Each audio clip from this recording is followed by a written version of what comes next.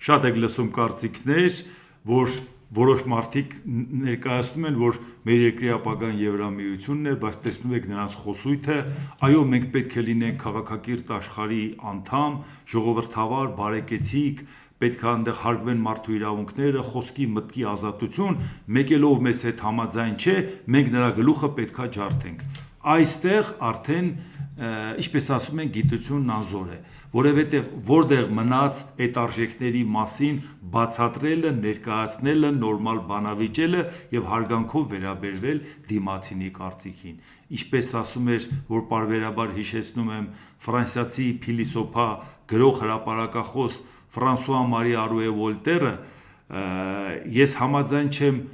ցանկացած բառի հետ քո արտասանած, բայց կյանքս կտամ այն արտահայտելու քո իրավունքի համար։ Մենք այս 250 տարի առաջ ասածը, շուրջ 250 տարի առաջ ասածը, անգամ այսօր այդ արժեքներին չենք համապատասխանում, բայց խոսում ենք ինչ-որ արժեքների մասին։ Այս ուզում եմ, որ մենք իմանանք, որ շատ դեպքերում մարդիկ նայում են, ասում են, ես ովքեր են ներկայացնում։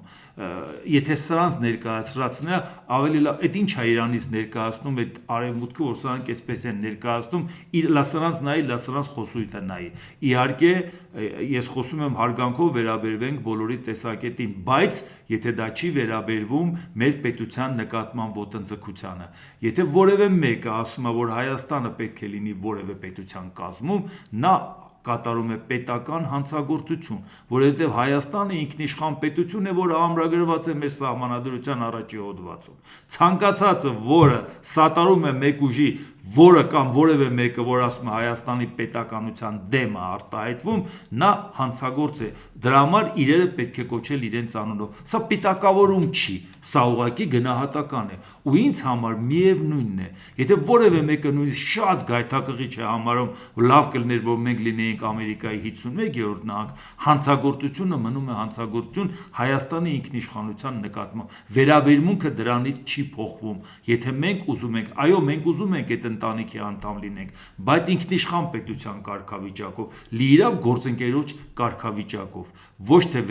լինենք վասալային կախումը լինի կամ նրանից, կամ նրանից։ Դրա համար իմ ասածը նա է, որ ցանկացած մարդը պետք է բավական մեծ փորձառություն եւ որոշակի մշակույթ ունենա ինչ որ արժեքից խոսալու համար, ինքը առաջինը դրա կրողը հանդիսանա։